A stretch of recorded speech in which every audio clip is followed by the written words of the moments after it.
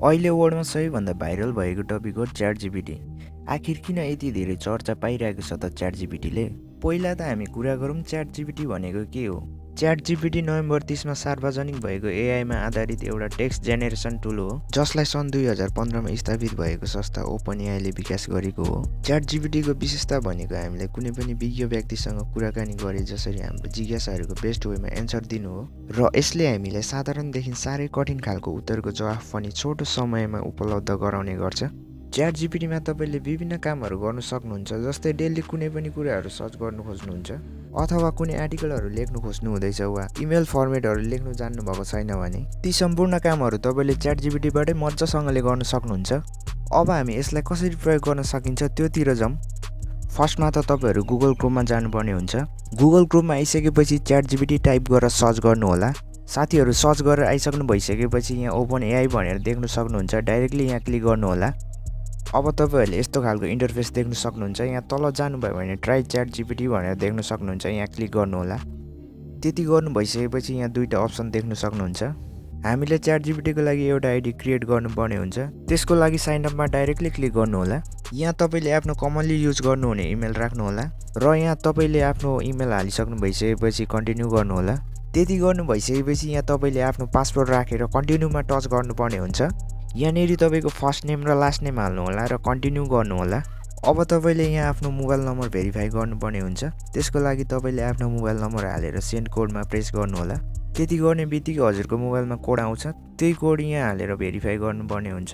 Verify हुने बित्तिकै यहाँ देख्न सक्नुहुन्छ यो चाहिँ एउटा फ्री प्रोजेक्ट हो भनेर देखाइएको छ। स्टार्टिङ चरण हुनाले कतिपय कुराहरू मिस्टेक पनि हुनसक्छ भनिरहेको छ यहाँ, त्यसैले गर्दा तपाईँहरू पनि त्यही अनुसार बुझ्न सक्नुहुन्छ।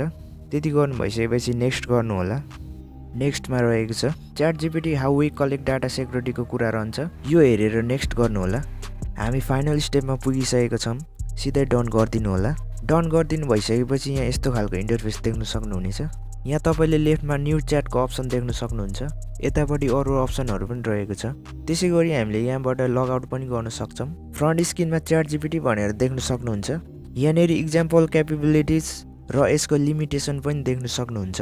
यसको लिमिटेसनको कुरा गर्नुपर्दा तपाईँले बुझ्न सक्नुहुन्छ यो स्टार्टिङ फेजमै भएकोले केही प्रब्लमहरू आउन सक्छ, त्यसलाई हामीले बुझ्नुपर्ने हुन्छ। अब च्याटजिपिटीको मेन पार्ट भनेको चाहिँ यो सेक्सन रहेको छ, जसबाट हामीले जुन कुरा पनि सजिलैसँगले यहाँबाट सर्च गर्न सकिन्छ। जस्तै मैले टेल मी एबाउट नेपाल भनेर सर्च गरिदिएँ, थोरै टाइम भने पक्कै लिन्छ, तर यसले एकदम बेस्ट एन्सर दिन्छ। तपाईँले गुगलमा यही कुरा सर्च गर्नुभयो भने धेरै एन्सर पाउनुहुन्छ। त्यहाँबाट तपाईँहरूले आफूले बेस्ट एन्सर चुज गर्नुपर्ने हुन्छ, तर यहाँ भने सजिलैसँगले एन्सर पाउन सक्नुहुन्छ तपाईँहरूले। जस्ट तपाईँले यसमा लेखेर छोडिदिनुपर्छ, सबै एन्सरहरू सजिलैसँगले पाउन सक्नुहुन्छ। यस्तो तरिकाले चाहिँ तपाईँहरूले एकदम फास्ट तरिकाले सर्च गर्न सक्नुहुन्छ। यसमा हामी एउटा म्याथको प्रब्लम पनि गरेर हेरौँ। जस्तै म फर्मुला अफ सिम्पल इन्ट्रेस्ट भनेर टाइप गर्छु, ल हेर्नुहोस् त एकदम इजी वेमा यसले फर्मुला पनि सबै देखाइदियो। यस्तो तरिकाले चाहिँ तपाईँहरूले म्याथको प्रब्लमहरू पनि सल्भ गर्न सक्नुहुन्छ है। भनेपछि च्याटजिपिटी एक हिसाबले भन्ने हो भने मलाई लाग्छ अहिलेको अवस्थामा जुन यो स्टार्टिङ फेज हो, यसमा पनि यति राम्रो एकुरेट तरिकाले एन्सर दिइरहेको छ। फ्युचरमा भन्न सकिँदैन, पक्कै पनि अरू प्लेटफर्महरू जुन सर्च इन्जिनहरू छन् त्यसलाई पनि कम्पिट गर्न सक्छ, र कतिपय केसहरूमा स्टुडेन्टहरूलाई निकै नै हेल्प पुर्याएको छ। त्यसैले गर्दाखेरि मलाई लाग्छ यो एकदमै बेस्ट वे रहेको छ। यदि इनकेस तपाईँहरूले कुनै पनि इन्फर्मेसन प्रोपर तरिकाबाट चाहिएको छ भने तपाईँले च्याटजिपिटीलाई युज गर्न सक्नुहुन्छ, किनभने तपाईँले यसमा एकपटक लेखेको कन्टेन्टलाई इजिली यसले सर्च आउट गरेर बेस्ट रिजल्ट तपाईँलाई प्रोभाइड भएको हुनाले यो मलाई लाग्छ एकदमै बेस्ट रहेको छ, र जसबाट तपाईँहरूले सजिलैसँगले आफूले खोजे अनुसारको एन्सर इजिली पत्ता लगाउन सक्नुहुन्छ। यदि तपाईँहरू वेबसाइटमा काम गर्नुहुन्छ र HTML कोडिङहरू तपाईँहरूले गराउन चाहनुहुन्छ भने तपाईँलाई यसले HTML कोडिङहरू पनि जेनेरेट गरिदिन्छ।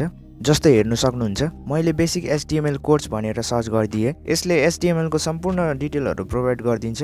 तपाईँले यहाँबाट कुनै पनि कोडिङहरू गराउन चाहनुहुन्छ र स्क्रिप्टहरू खोज्नुहुन्छ भने यहाँबाट तपाईँहरूलाई धेरै नै सजिलो हुन्छ। तपाईँले त्यसै गरी यहाँबाट सी प्रोग्रामिङको लागि चाहिने कोडहरू पनि यहाँबाट जेनेरेट गर्न सक्नुहुन्छ। साथीहरू तपाईँहरू पनि आजै आइडी क्रिएट गरेर च्याटजिपिटीको मजा लिनुहोस्, र भिडियो मन पर्यो भने लाइक गर्न नभुल्नु होला। त्यसै गरी हाम्रो च्यानलमा जोडिनु चाहनुहुन्छ भने हाम्रो च्यानललाई सब्स्क्राइब गर्न नभुल्नु होला। यति भन्दै आजको यस भिडियोबाट म बिदा हुन चाहन्छु।